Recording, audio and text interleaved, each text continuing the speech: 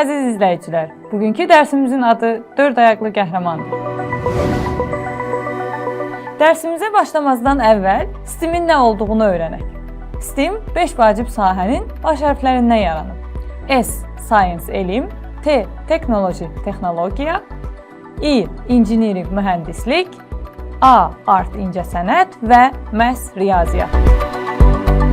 STEM dərslərində biz həm bir elm adamı, həm mühəndis, həm də rəssam kimi düşünməyi öyrənirik. Gəlin birlikdə kiçik bir STEM fəaliyyətinin iştirakçısı olaq. Bu fəaliyyətdə bizə lazım olacaq ləvazimatlar: A4 vərəqi, marker, ip və yapışqan lent.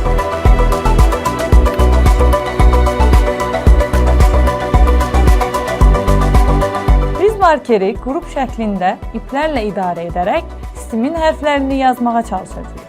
Bunun üçün yapışqan lentin müəyyən hissəsini kəsirik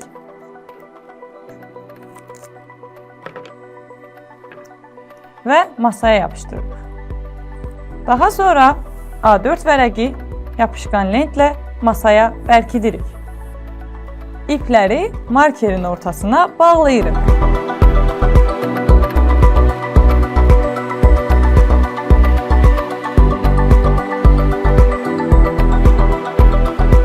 Daha sonra iplərdən tutub markeri hərəkət etdirərək hərfləri yazırıq.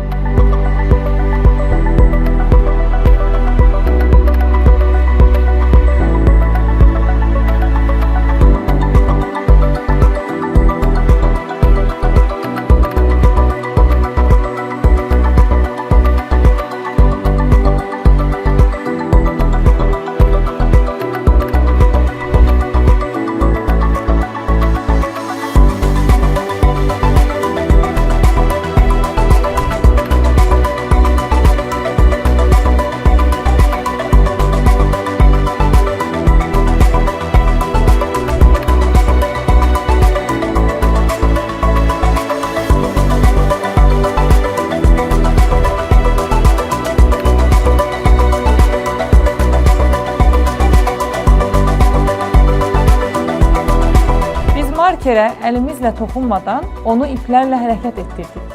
Əgər biz bir cismi hərəkət etdirmək istəyiriksə, ona təsir etməliyik. Məsələn, itələməliyik və ya çəkməliyik.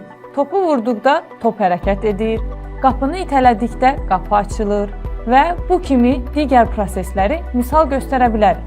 İndi isə biz cismə toxunmadan hərəkəti müşahidə etmək üçün bir fəaliyyət yerinə yetirək. Bunun üçün ilk olaraq kağızdan 4 ayaqlı heyvan modelini düzəldək.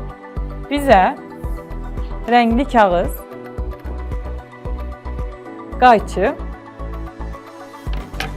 qələm və xəttkeş lazım olacaq.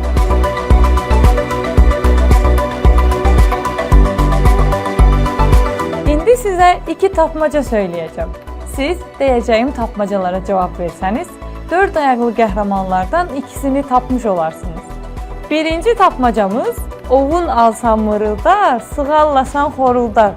İkinci tapmacamız ağa nəzər, ay nəzər, adı dağları bəzər, başında ağac gəzər. Əminəm ki, tapmacaların cavabını tapdınız. Bunlar pişik və maral idi. Ekranda gördüyümüz nümunəyə uyğun olaraq kağızı 15 sm uzunluğunda, 4,5 sm enində zolaq şəklində kəsirik.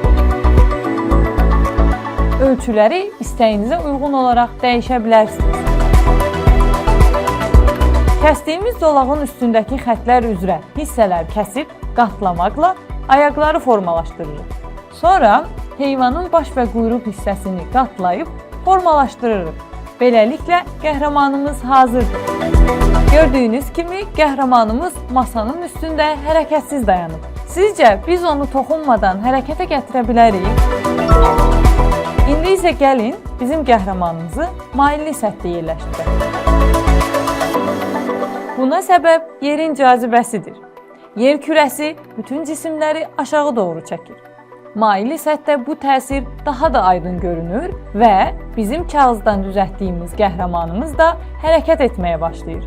Beləliklə, bugün biz əşyaların hərəkət etməsi üçün təsirin lazım olduğunu bir daha müşahidə etdik. Yer kürəsinin bütün cisimlərin aşağı çəkməsini və maili səthdə hərəkətin daha da asan olduğunu bir daha yadınıza saldıq. İndi isə siz öz qəhrəmanlarınızı yarışdıra bilərsiniz. Sağ olun, gələn dərslərdə görüşmək ümidi ilə. Hələlik!